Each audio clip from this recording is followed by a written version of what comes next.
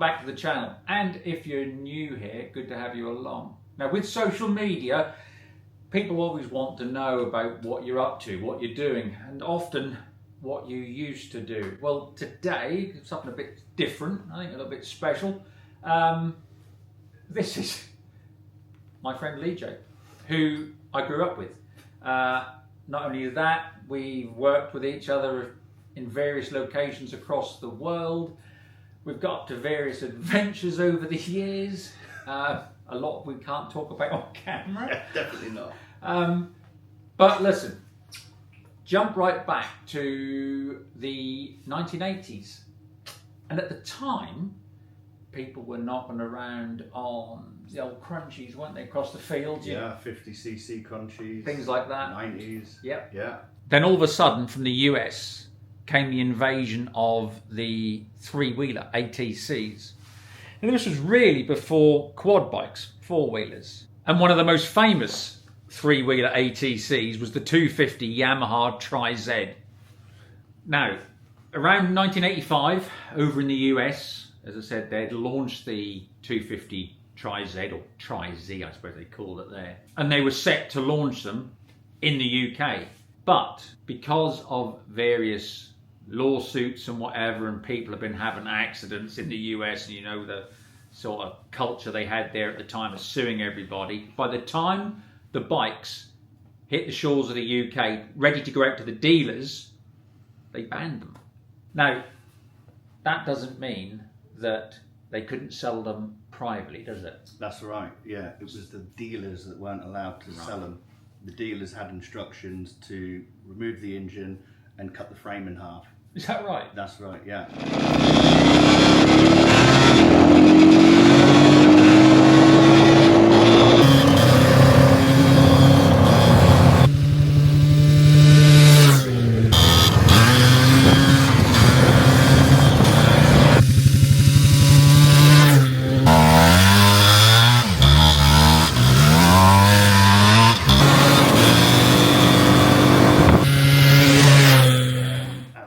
I think we ended up with 12 or 15 of them. Your dad bought, as you said, 12. That's correct. Yeah. In boxes. Yeah. So Dad originally brought 12 of them, brand new in the boxes, of which we were selling back then for about £1,000, in between £1,000 and £1,200 in the crate. And if you look at that now, you've got all of the hardcore ATC three-wheeler guys. You know, if you had one in the crate, you know, like £20,000 and up, and then people would, you know, bite your hand off for it. Yeah. So now you know where we started with Yamaha back in the mid-80s, which is nearly 40 years ago. The amazing thing about that is that Yamaha this year are celebrating their 70th anniversary. So what we want to do is take you along with us as we now head up to Drumclog in Scotland, where there's a 1,200 acre off-road facility, and we are going to go and play with the latest models from Yamaha. Right, so we are here at Drumclog in Scotland, which is the biggest off-road centre in the UK. Now, the modern equivalent of the old Tri-Z would be the Raptor. But these days I'm looking at a bit more functionality and practicality, I suppose. So we're going to be looking today at the Kodiak and also the Wolverine R-Max. What an incredible bit of kit. So, yeah, we're about to go back out in this, as you can probably tell. We've been out in it already. Because I wanted to just have a look around, see what was out there, and, you know, think, oh, okay, yeah, we can go with it. Well, it turned into some off-road safari. It was incredible. It was incredible. It was good, wasn't it? Do you know what I mean? It was fantastic. Now,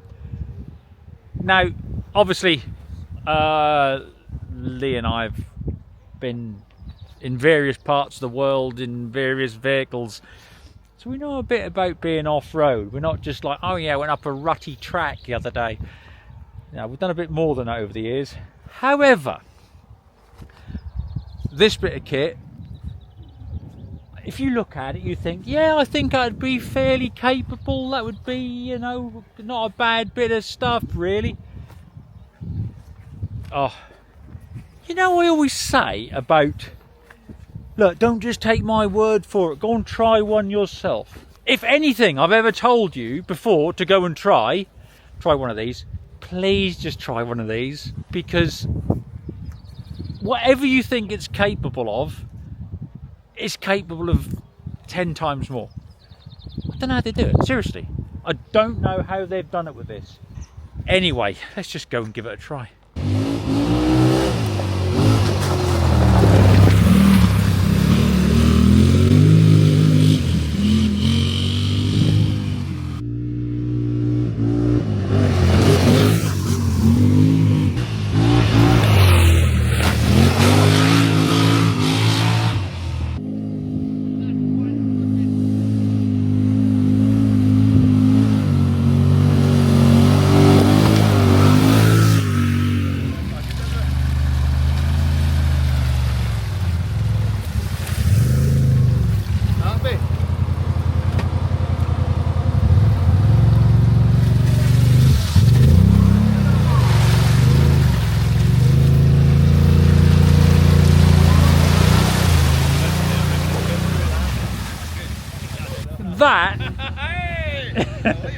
That is impressive. You look at the water running out of that thing, all at the bottom at the drain holes.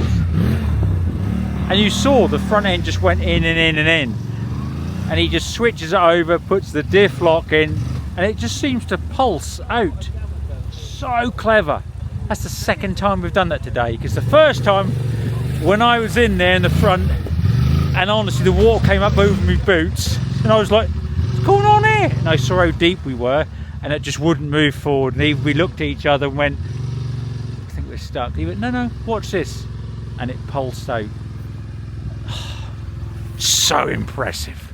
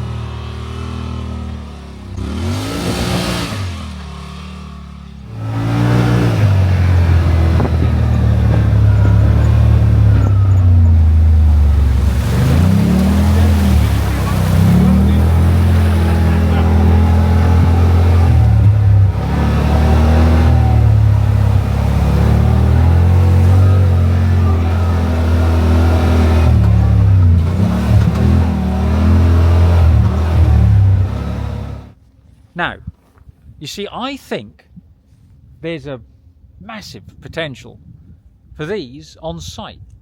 Now, why do I say that? Well, they've been using stuff like this in the US and Canada for years, and we're just very slow on the uptake, because unlike a pickup truck, which is obviously heavy and when you're in areas where you want to get in somewhere that's a tight space, or you need something that's a bit lighter so it travels over soft ground, as we'd seen, this is ideal.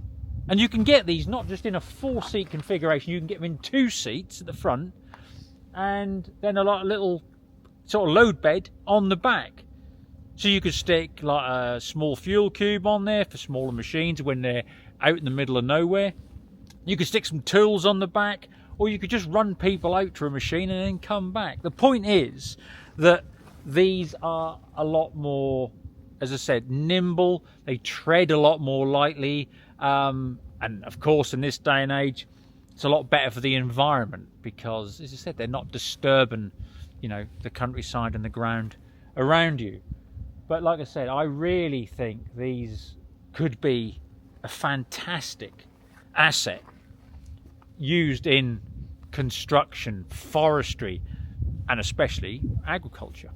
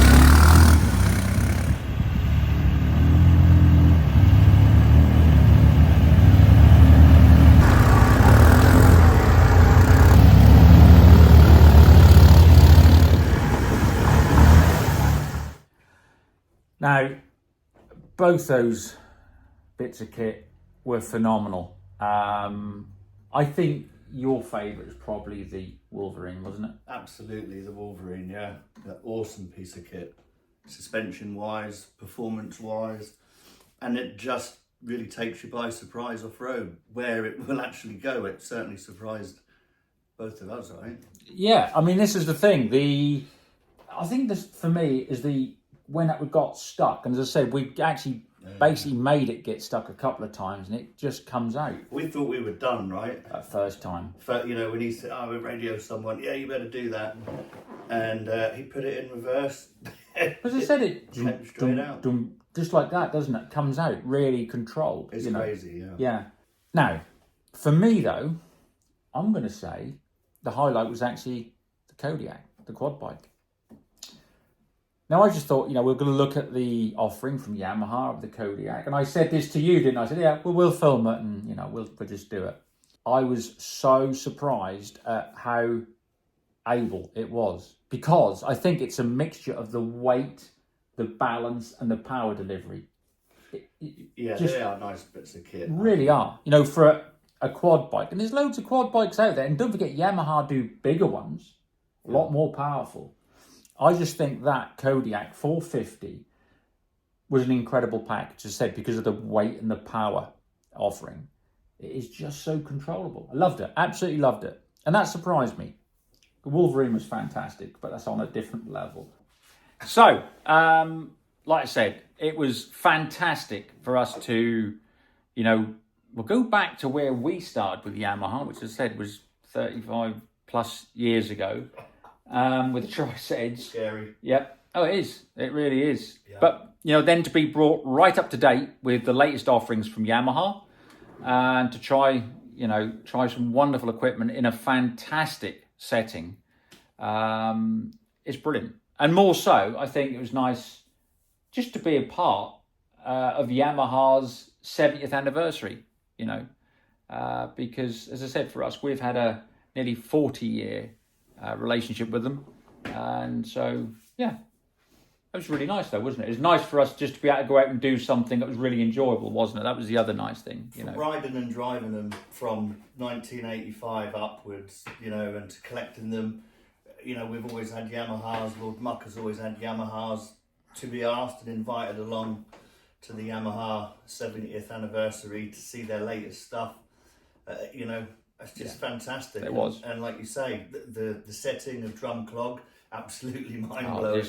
What a place. Fantastic. What a place.